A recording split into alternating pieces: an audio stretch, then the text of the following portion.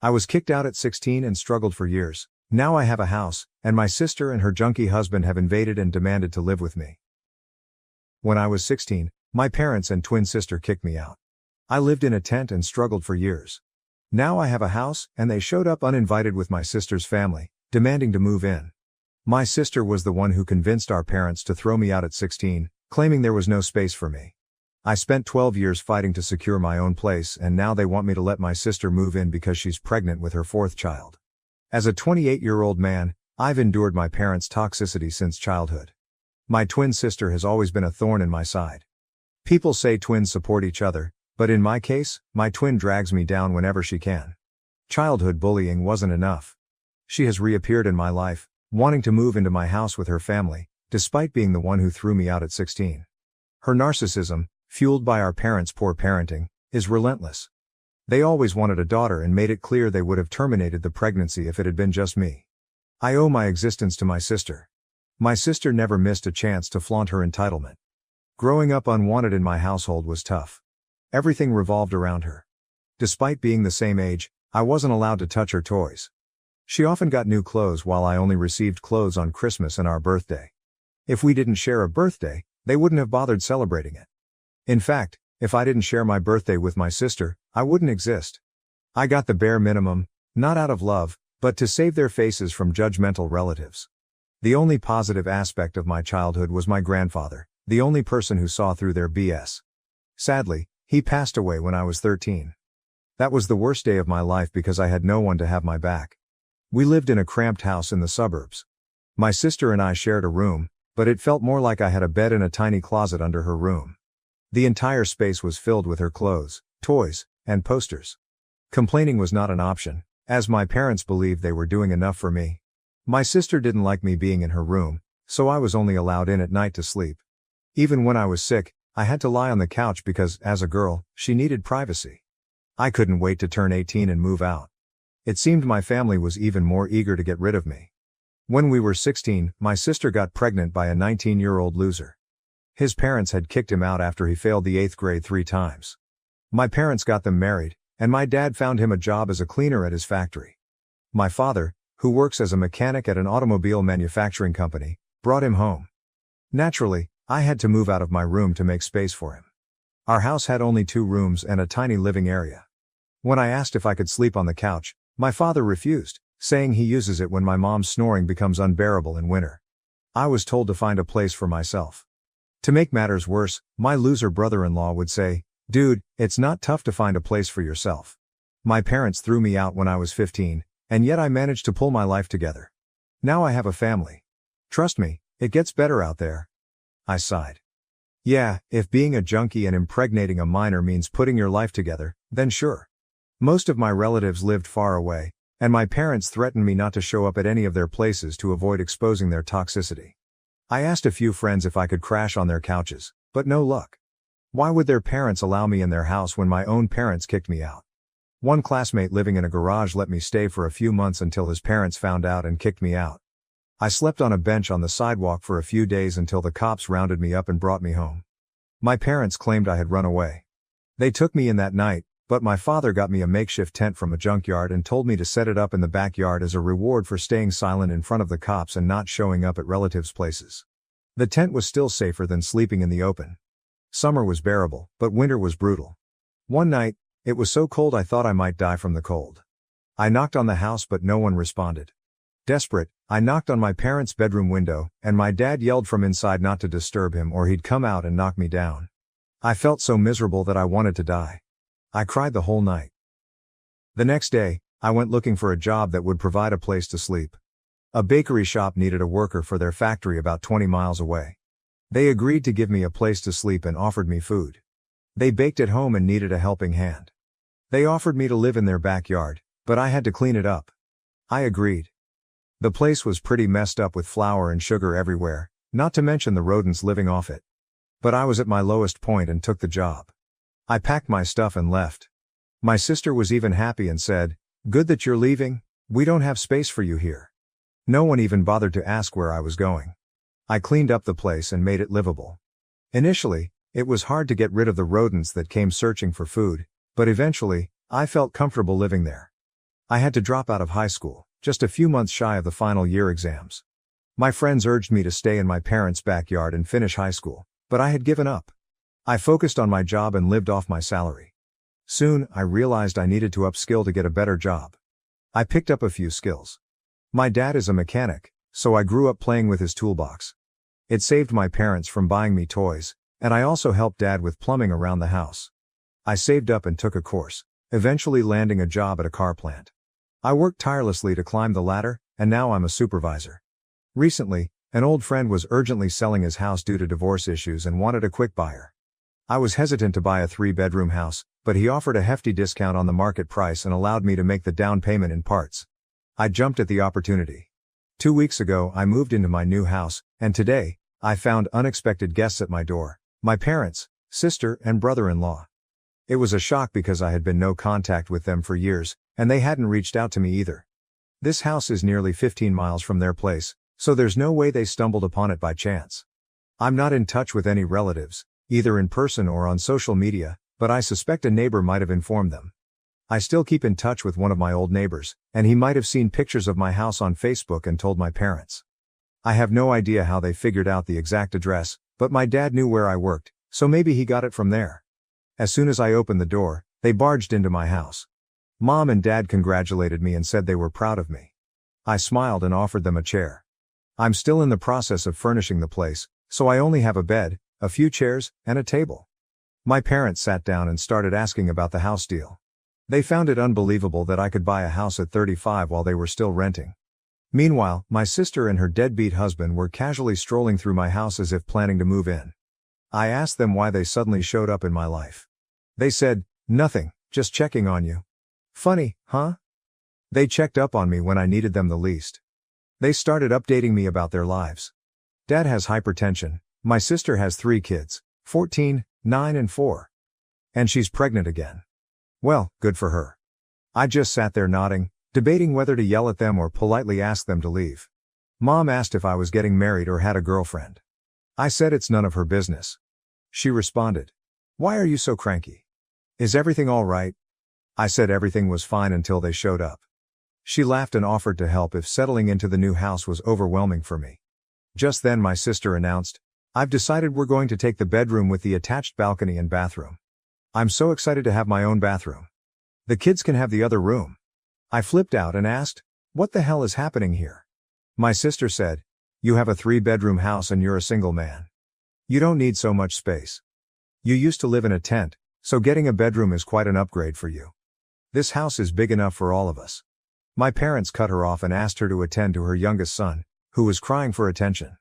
I looked at my parents and asked them what my sister just said. Dad explained that accommodating 7 people in a small house was getting tough. My sister's eldest son, 14, was sleeping on the couch, the middle one was with my parents, and the youngest with my sister. And now, with another baby on the way, they needed a bigger house. I screamed and Mom said, "You know you have a big house now. Can't you take your sister in?" Before she finished I yelled, "Hell no, I'm not taking anyone into my house." My sister screamed that I owed her for bringing me into this world, the same old story. "Mom and Dad would never have had you if I wasn't there.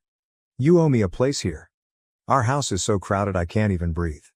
I replied, "Yes, thanks to you and thanks for bringing me into this world. Now get out." Before anyone could say anything, I asked them to leave. Dad tried his tough approach, raising his voice and saying it was my duty as the man of the house to take care of my sister. I yelled back that I had no obligation to take care of her, but as parents, they were obligated to take care of me, and they failed. He was okay with his grandson sleeping on the couch, but when I asked, he refused and threw me out. I ranted about how I survived with rodents in my employer's garage and lived in a dingy apartment for a decade, but none of them ever checked on me. Mom started sobbing and tried to hug me. I blocked her and asked them to leave. Bill said, "Man up, bro. I've lived that life for years and never complained. You have a big house and you're single. What do you need all this space for?" I gestured for him to shut up. My sister started cussing me for shouting at her husband. I said, "Well then, get out if you don't want me to knock him down." I chased them out of my house without letting them speak another word. I'm fuming with anger. They were always toxic and narcissistic, and now they've turned greedy. But I'm not 16 anymore, blindly following their orders like a puppet.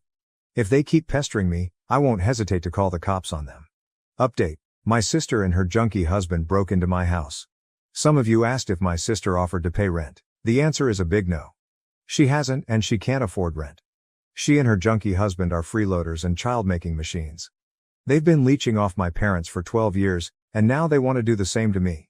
It's not like my parents are happy about it. I saw the frustration in their eyes during their last visit. But instead of throwing her out, they're trying to offload those lazy bumps onto me. A week after our first encounter, my mom showed up at my house again. This time she didn't beat around the bush and told me I should let my sister move in with me. I said no way. She repeated the same stuff about how difficult it was to accommodate so many people in a small house, blah blah. Still, it was a no from me. Then she tried to threaten me. I should have seen it coming. She said, "See honey, you live alone in this big house and you're gone for 12 hours a day. What if someone breaks in? If a family lives here, it would be safer for you. Plus, you'll get help with cleaning, dishes and laundry." I said, "For the last time, no, and go away. I don't want any of you at my house." A few days later, one of my neighbors told me he saw a pregnant woman with a man and a young boy loitering around my property. They were peeping in through the windows, wandering around the backyard, and it seemed like they were trying to sneak in. He's an old man who sits on his front porch all afternoon. When they noticed he was watching them, they went away. He informed me as a goodwill gesture. I thanked him, gave him my number, and asked him to call me if he ever saw them again. My house wasn't equipped with cameras yet. I had intended to install them over the weekend. Who knew they would break in before then? Just 2 days later, I got a call from my elderly neighbor saying he suspected someone had broken into my house. I rushed home in a panic. He was right. My sister and Bill had broken in through the back window. She said, "We didn't have any other options. You were being a jerk and not allowing us. Now we live here, and you suck it up." I was in shock. How far she went to flaunt her entitlement. Bill came out of the room they had turned into their bedroom and said, "It was pretty smooth, huh?" Without thinking twice, I charged at Bill. My sister stepped in between, and I dragged her aside. I punched him in the face. Their 14-year-old son attacked me with a bottle, and my head started bleeding. The blow wasn't severe, and I was on the verge of blackout, but my rage kept me conscious. They all panicked at the sight of blood. My sister called my parents and told them what happened. Bill and his son started cleaning up the mess. My neighbor called the cops. My sister and Bill started apologizing and begged me to spare their son from being arrested. I said, "All of you are going down with him." The cops arrived and took my statement. My sister denied all allegations of breaking in and assaulting me. She claimed they were visiting my house, her son played a prank on me, and I accidentally slipped and hurt my head. She said I was mad at them and falsely framing them. What a liar. Meanwhile, my parents arrived and forced me to drop the charges. They all ganged up to make me look like a liar, claiming I was using the cops to settle a grudge against my sister. Thank God my neighbor stepped in and gave his statement, and based on that, the cops arrested them. They had to spend the night behind bars because my parents couldn't afford bail. The next day, they were presented for trial. I went to the hospital to get my wounds dressed. The doctor scanned it for internal injuries. I had to take a couple of days off to nurse my wounds. I pressed assault charges against them and also claimed compensation for my losses, and the court agreed that they should bear it. Meanwhile, my parents tried everything to make me drop the charges, but I threatened to sue them for planning the assault. Her son, being a minor, was dealt with according to juvenile law. He got a week in a juvenile facility, and his parents had to pay for restitution, lost wages, and medical bills. My sister and Bill were heavily fined but pleaded to trade part of it for community service. It's been a week since then, and it's been silent. I hope they've learned their lesson and stay away from me. Update 2. It looks like my parents aren't off my back yet. Yesterday, they showed up at my house again. I slammed the door in their face. They stood outside for almost an hour, requesting me to hear them out. Finally, I had to let them in. I wish I could just yell from the window and threaten them like Dad did to me 12 years ago. Anyway, I asked them why they were at my door again. They both started sobbing and said they needed my help. I said if this had anything to do with my sister, then count me out. They said it was about them. Dad said, "You see, I'm growing old and fragile. I cannot work as before. Our house hasn't been repaired in many years. Everything is falling apart." I cut him off and said, "Come to the point." He and Mom wanted to move in with me. As a responsible son, I should take them in. I should have if they were responsible parents, but they were not. I asked what would happen to their house and if they were going to terminate the lease. They said they were going to give that house to my sister.